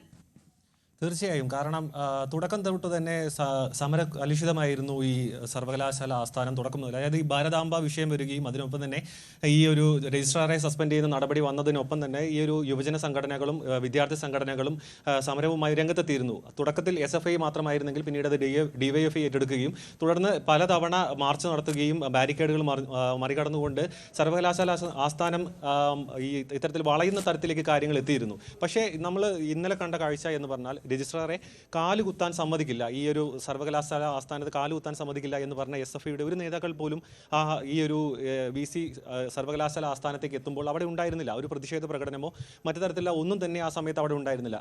അപ്പോൾ ഇതൊരു അഡ്ജസ്റ്റ്മെന്റ് സമരമാണ് എന്ന തരത്തിലേക്ക് ഈ ഒരു കോൺഗ്രസിന്റെ ഭാഗത്തു നിന്നൊരു വിമർശനം വരുമ്പോൾ, പ്രതിപക്ഷ പാർട്ടികളുടെ ഭാഗത്തു നിന്നൊരു വിമർശനം വരുമ്പോൾ അതിന് വ്യക്തമാക്കുന്ന തരത്തിലുള്ള സാഹചര്യവും ഈ സർവകലാശാല ആസ്ഥാനത്തിനുണ്ടായിരുന്ന കാര്യങ്ങളും മുന്നോട്ട് വയ്ക്കുന്നുണ്ട്. മാത്രമല്ല ഈ ഒരു തുടക്കം തൊട്ട് തന്നെ ഈ ഒരു VC ഒപ്പം തന്നെ ഗവർണർ പോര് അല്ലെങ്കിൽ രജിസ്ട്രാർ VC പോര് ഇത് സർക്കാരിന്റെ മറ്റ് പല പോരായ്മകളെയും മറച്ചു വെക്കാനുള്ള ഒരു ശ്രമമായിട്ടാണ് ഈ ഒരു കോൺഗ്രസ് അടക്കമുള്ള പ്രതിപക്ഷ പാർട്ടികൾ ഈ ഒരു സംഭവത്തിനും തുടക്കം തൊട്ട് തന്നെ വിലയിരുത്തുന്നത്. കാരണം ഇതിനിടയിൽ ബലിയാടുകളാവുന്നത് സാധാരണക്കാരായ കുട്ടികളാണ്. സാധാരണക്കാരുടെ വിദ്യാർത്ഥികളുടെ സർട്ടിഫിക്കറ്റുകൾ ഇത്തരത്തിൽ തടഞ്ഞു വെച്ചിട്ടുണ്ട്. അതായത് ഫയൽ മുന്നോട്ട് പോകുന്നില്ല, VC സ്ഥലത്തില്ലാത്തത് ഫയൽ സ്തംഭനത്തിന് കാരണമാകുന്നു എന്ന തരത്തിലുള്ള വലിയധികം ആരോപണങ്ങൾ നേരിടാൻ തുടങ്ങിയതിന് ശേഷമാണ് ജനങ്ങൾക്കിടയിൽ തന്നെ വലിയ ഒരു പ്രതിഷേധം ഉയർന്നു തുടങ്ങിയപ്പോഴാണ് ഇത്തരത്തിൽ VCയുമായി ഒരു സമവായത്തിന് സർക്കാർ, VCയുമായി ഗവർണറുമായും ഇത്തരത്തിലുള്ള ഒരു സമവായത്തിന് സർക്കാർ ശ്രമിച്ചത്. അതിനുശേഷമാണ് ഉന്നത വിദ്യാഭ്യാസ മന്ത്രി നേരിട്ട് ഇടപെട്ടിട്ട് VC സർവകലാശാല ആസ്ഥാനത്തേക്ക് എത്തി ഫയലുകളെല്ലാം തന്നെ ഒരു ദിവസം കൊണ്ട് ക്ലിയർ ചെയ്തു എന്നായിരുന്നു അദ്ദേഹം അവകാശപ്പെട്ടത്. പക്ഷേ അപ്പോഴും ഒരു പ്രതിസന്ധി നിലനിൽക്കുന്നത് ഈ ഒരു രജിസ്ട്രാർ അനിൽകുമാർ പരിശോധിച്ച ഫയലുകളൊന്നും തന്നെ അദ്ദേഹം പരിഗണിച്ചിട്ടില്ല എന്ന് പറയുന്നു. അത് എത്രത്തോളം പ്രാധാന്യമുള്ള ഫയലുകളാണെന്നോ അതിലെത്രത്തോളം കുട്ടികളുടെ കാര്യങ്ങൾ കുടുങ്ങിക്കിടക്കുന്നുണ്ടെന്നോ നമുക്ക് കൃത്യമായി അറിയില്ല. അതുകൊണ്ട് തന്നെ ഈ ഒരു പ്രതിസന്ധി പൂർണ്ണമായും അയഞ്ഞിട്ടില്ല എന്നാണ് നമുക്ക് മനസ്സിലാക്കാൻ കഴിയുന്നത്. പക്ഷേ പെട്ടെന്നുള്ള ഇത്തരത്തിലുള്ള ഒരു സമരത്തിൽ നിന്നുള്ളൊരു പിന്നോട്ട് പോക്ക് അത് ഇടത് കേന്ദ്രങ്ങളിലടക്കം ഒരു ഇത്തരത്തിലൊരു ആരോപണത്തിന് കാരണമായിട്ടുണ്ട്. കാരണം ഇത്രയധികം സമരത്തിന് മുന്നോട്ടിറങ്ങിയ വിദ്യാർത്ഥികളെ പെട്ടെന്ന് തന്നെ പുറകിലോട്ട് വലിക്കുകയും ഇത്തരത്തിൽ VCക്ക് ഒരു പ്രതിഷേധം പോലും നേരിടേണ്ടി വരാതെ അകത്തേക്ക് കയറുകയും ചെയ്യാനുള്ളൊരു സാഹചര്യം ഒരുക്കി കൊടുത്തു. മാത്രമല്ല ഈ ഒരു ഇത്രയും ദിവസം നമ്മൾ കഴിഞ്ഞ ആഴ്ചയൊക്കെ കണ്ട സർവകലാശാലയായിരുന്നില്ല ഇന്നലെയും ഇന്നും ഒക്കെ ആയിട്ട് യാതൊരു തരത്തിലുള്ള പ്രതിഷേധമോ ബാനർ കിട്ടുന്ന സാഹചര്യമോ ഒന്നും തന്നെ ഉണ്ടായിരുന്നില്ല. കാരണം വളരെ അതിക്ഷേപപരമായ രീതിയിൽ SFI ഈ ഒരു VCക്കെതിരെ പ്രതിഷേധ സമരങ്ങൾ സംഘടിപ്പിച്ചിരുന്നു. മാത്രമല്ല ഈ ഒരു സംഘി VC എന്ന തരത്തിലുള്ള അതിക്ഷേപപരമായ മുദ്രാവാക്യവും ഫ്ലെക്സും അത്രയധികം അതിക്ഷേപപരമായ സമര രീതികൾ പ്രയോഗിച്ച SFI ഇത്തരത്തിലൊരു VCയുടെ ഭാഗത്ത് നിന്ന് ഇത്തരത്തിലൊരു നീക്കം വരുമ്പോൾ ഒട്ടും തന്നെ പ്രതികരിക്കുന്നില്ല എന്നത് ഈ ഒരു പ്രതിപക്ഷ പാർട്ടികൾ ഏറ്റെടുക്കുന്നതിൽ ഇടത് കക്ഷികൾക്കടക്കം ഒരു ഇത്തരത്തിലൊരു ബുദ്ധിമുട്ടുണ്ട് എന്നാണ് നമുക്ക് മനസ്സിലാക്കാൻ കഴിയുന്നത്. മാത്രമല്ല ഇത് പ്രതിരോധിക്കാൻ അടുത്ത ഘട്ടത്തിലേക്ക് സർക്കാർ നീങ്ങേണ്ടി വരും. കാരണം വ്യക്തമായ തെളിവുകൾ, വ്യക്തമായ സാഹചര്യം ഇവർക്ക് മുന്നിൽ ഉണ്ട്. അതായത് സർക്കാരിനെ പ്രതികൂട്ടിലാക്കുന്ന തരത്തിലേക്കുള്ള സാഹചര്യം നിലനിൽക്കുന്നുണ്ട്. അതായത് പേരിന് പോലും ഒരു പ്രതിഷേധം VC വന്നതിന് ശേഷമോ VC വന്ന ദിവസമോ ഈ ഒരു സർവകലാശാല ആസ്ഥാനത്ത് ഉണ്ടായിട്ടില്ല എന്നാണ് ഇതിനൊക്കെ പ്രതിപക്ഷം മുന്നോട്ട് വെക്കുന്ന കാരണമായി കാണുന്നത്. ഭവ്യ, അതാണ് അപ്പോഴും VCയുമായുള്ള തർക്കത്തിൽ ഒരു സമവായ ധാരണയുണ്ടായെങ്കിൽ പോലും രജിസ്ട്രാറുടെ സസ്പെൻഷൻ പിൻവലിക്കുന്ന കാര്യത്തിൽ ഇപ്പോഴും ആശയക്കുഴപ്പം തുടരുകയാണ്. സാരംഗ് സുധാകരനാണ് വിവരങ്ങൾ നൽകിയത്. കാലിക്കറ്റ് സർവകലാശാലയിലെ BA മലയാളം പാഠ്യപദ്ധതിയിൽ നിന്നും റാപ്പർ വേടന്റെ പാട്ട് ഒഴിവാക്കുമെന്ന സൂചനയുമായി Calicut VC doctor P. Raveendran. Board of സ്റ്റഡീസിലെ അക്കാദമിക് കൗൺസിലാണ് ഇതിൽ അന്തിമ തീരുമാനമെടുക്കുകയെന്നും വേടന്റെ പാട്ട് ഒഴിവാക്കാൻ നിർദ്ദേശിച്ച MA ബഷീർ സർവകലാശാലയ്ക്ക് പുറത്തുനിന്നുള്ള ആളല്ലെന്നും VC. തന്റെ അഭിപ്രായം അക്കാദമിക് കൗൺസിലിൽ പറയുമെന്ന് പരോക്ഷമായി വ്യക്തമാക്കുമ്പോഴും വേടന്റെ പാട്ട് പാഠ്യപദ്ധതിയിൽ ഉൾപ്പെടുത്തുന്നതിനോട് യോജിക്കുന്നില്ല എന്ന സൂചനയാണ് കാലിക്കറ്റ് സർവകലാശാല VC P. രവീന്ദ്രൻ നൽകുന്നത്. വേടന്റെ പാട്ട് പാഠ്യപദ്ധതിയിൽ നിന്നും ഒഴിവാക്കണമെന്ന റിപ്പോർട്ട് നൽകിയ ഡോക്ടർ MM ബഷീർ പുറത്തുനിന്നുള്ള ആളല്ല. അറിവുള്ളവർ കാലിക്കറ്റ് സർവകലാശാല ബോർഡ് ഓഫ് സ്റ്റഡീസിൽ മാത്രമാണെന്ന് കരുതരുത്. വേടന്റെ പാട്ട് ഒഴിവാക്കണമെന്ന MM ബഷീറിന്റെ നിർദ്ദേശം തള്ളിയ board of studies chairman MS അജിത്തിന്റെ വാദത്തോടായിരുന്നു VCയുടെ പ്രതികരണം. വേടന്റെ പാട്ട് പഠിക്കണോ വേണ്ടയോ എന്ന് വ്യക്തിപരമായി പറയാനില്ല. അക്കാദമിക് വിഷയങ്ങളെ പൊളിറ്റിക്കലായി കാണരുത്. ഒരുപാട് ആസ്വാദകരുള്ള കലാകാരനാണ് വേടൻ. ഇത് രാഷ്ട്രീയ വിഷയമല്ല, അക്കാദമിക് വിഷയമാണെന്നും VC. നമ്മൾ പലപ്പോഴും അക്കാദമികമായ വിഷയങ്ങളെ പൊളിറ്റിക്കലായി സമീപിക്കേണ്ടാവുന്ന ഒരു അബദ്ധമാണ് അതിൽ കാണുന്നത്. ഡോക്ടർ MM ബഷീർ നൽകിയ റിപ്പോർട്ടിൽ വേടന്റെ പാട്ട് ഉൾപ്പെടുത്തുന്നതിൽ സാങ്കേതിക പ്രശ്നങ്ങൾ ചൂണ്ടിക്കാട്ടുന്നുണ്ട്. പാട്ടിന്റെ റെഫറൻസായി നൽകിയത് 2 YouTube ലിങ്കുകളാണ്. സംഗീതം എന്ന നിലയ്ക്കല്ല, ഭാഷാ പഠനം എന്ന നിലയ്ക്കാണ് ഇതിൽ തീരുമാനമെടുക്കേണ്ടത്. റിപ്പോർട്ട് ബോർഡ് ഓഫ് സ്റ്റഡീസിന് കൈമാറിയിട്ടുണ്ട്. ഇതിൽ അക്കാദമിക് കൗൺസിൽ തീരുമാനമെടുക്കും. ആ റിപ്പോർട്ട് ഞാൻ ബോർഡ് ഓഫ് സ്റ്റഡീസ് ചെയർമാന് for appropriate consideration and necessary modifications എന്ന് പറഞ്ഞിട്ട് കൊടുത്തിട്ടുണ്ട്. അത് ഇവിടുന്ന് പോകും. പോയിട്ടില്ലെങ്കിൽ ഞാനിവിടെ സെക്ഷൻ നിങ്ങൾക്ക് അറിയാമല്ലോ, ഇവിടെ നമ്മൾ വൈസ് ചാൻസലർ നോട്ട് കൊടുത്തു കഴിഞ്ഞാൽ ദാറ്റ് ഹാസ് ടു ഒരു പ്രൊസീജിയറുണ്ട്, അതനുസരിച്ചിട്ട് ഓർഡർ ആയിട്ട് പോകും. അപ്പോൾ അങ്ങനെ അതായി കൊടുത്തിട്ടുണ്ട്. Let the board consider it. Gauri ലക്ഷ്മിയുടെ അജിത ഹരയുടെ വിഷയത്തിലും ഇതേ നിലപാടാണെന്നും VC വ്യക്തമാക്കി. അക്കാദമിക് കൗൺസിലാകും അന്തിമ തീരുമാനമെടുക്കുക എന്ന് VC പറയുമ്പോൾ ഓഗസ്റ്റ് 13 ചേരുന്ന കൗൺസിൽ യോഗം നിർണായകമാകും. ന്യൂസ് 18 മലപ്പുറം. ഇന്ത്യ പാകിസ്ഥാൻ സംഘർഷത്തിനിടെ 5 ജെറ്റ് വിമാനങ്ങൾ തകർക്കപ്പെട്ടതായി US പ്രസിഡന്റ് ഡൊണാൾഡ് ട്രംപ്.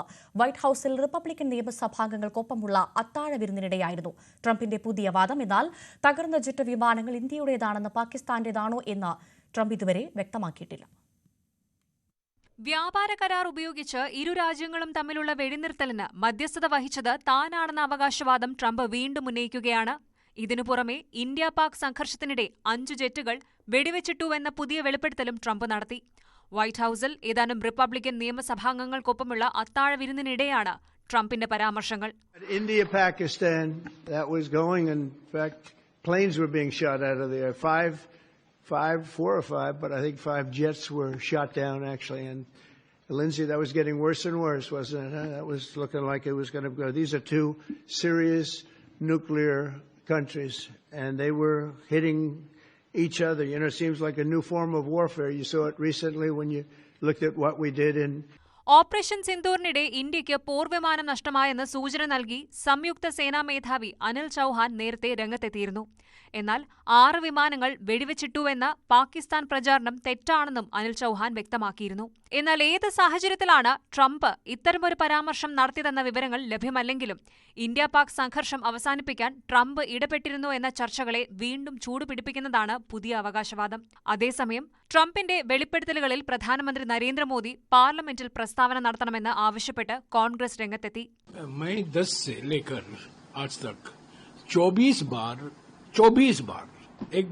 24 बार राष्ट्रपति ट्रंप ने 2 बात दोहराए हैं. पहली बात वो जो कहकर आ रहे हैं कि मध्यस्थता मैंने की. ये 2 देश थे, भारत और पाकिस्तान, युद्ध हो रहा था. ये परमाणु हथियार देश हैं और हम चिंतित थे कि परमाणु हथियार का इस्तेमाल हो सकता है और मैंने युद्ध विराम कराया. यानी कि अचानक जबरदस्ती प्रधानमंत्री नरेंद्र मोदी जी को ऑपरेशन सिंदूर रोकना पड़ा. ये पहली बार ट्रंप 24 बार कहे. തിങ്കളാഴ്ച പാർലമെന്റിലെ വർഷകാല സമ്മേളനം ആരംഭിക്കാനിരിക്കെയാണ് ട്രംപിന്റെ പരാമർശം കോൺഗ്രസ് ആയുധമാക്കുന്നത്. News desk, news 18. തിരിച്ചെത്താൻ മറ്റു പ്രധാനപ്പെട്ട വാർത്തകളിലേക്ക് ഒരിടവേളയ്ക്ക് ശേഷം.